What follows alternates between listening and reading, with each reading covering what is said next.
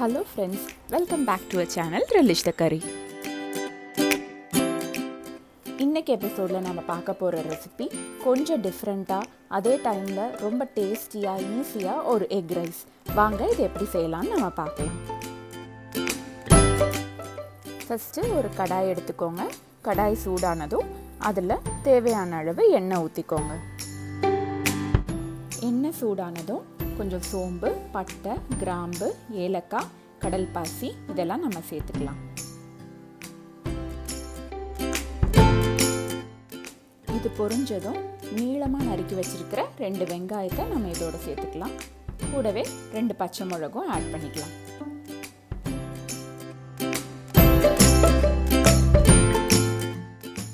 இப்போ இதை ஹை ஃப்ளேமில் ஒரு 2-3 நிமிஷம் நல்லா வதக்கிக்கோங்க.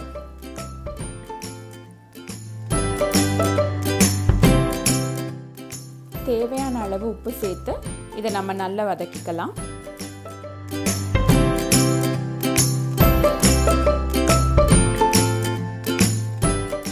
ஒரு ஸ்பூன் இஞ்சி பூண்டு விழுது சேர்த்து நம்ம நல்லா வதக்கிக்கலாம்.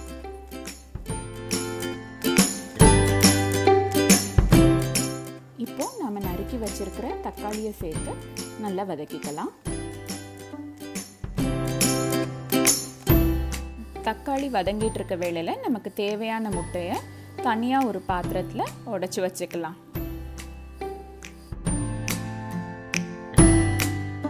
வதங்கின வெங்காயம் தக்காளியோட நாம் உடைச்சி வச்சிருக்க முட்டையும் சேர்த்துக்கலாம். சேர்த்து இதை நம்ம நல்லா கிளறி எடுத்துக்கலாம்.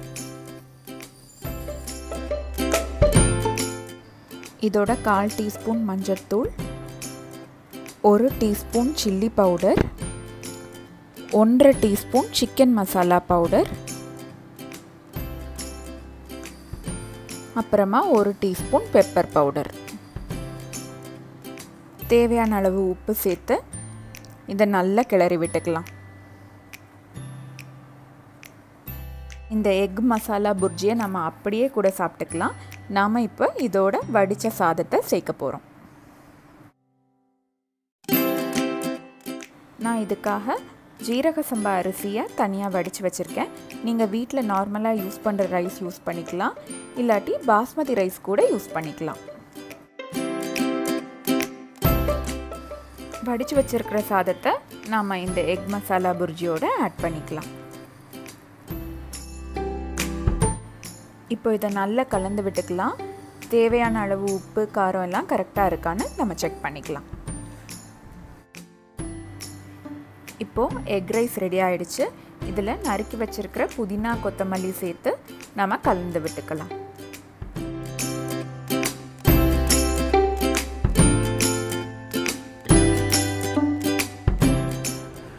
இப்போ ரொம்ப சுவையான எக் ரைஸ் நம்ம ரெடி பண்ணிட்டோம். இது கொஞ்சம் டிஃப்ரெண்ட்டாக, டேஸ்டியாக, அதே நேரம் ரொம்ப ஈஸியாக நம்ம செஞ்சிடலாம். அரிசி மட்டும் நம்ம முன்னாடியே வடித்து வச்சுருந்தோன்னா 15 to 20 மினிட்ஸில் இந்த ரைஸை நம்ம ஈஸியாக செஞ்சிடலாம். இந்த ரைஸோட மெயின் ஃப்ளேவர்னு பார்த்தீங்கன்னா நம்ம ஆட் பண்ணியிருக்கிற எக்கும் சிக்கன் மசாலா பவுடரும் தான்.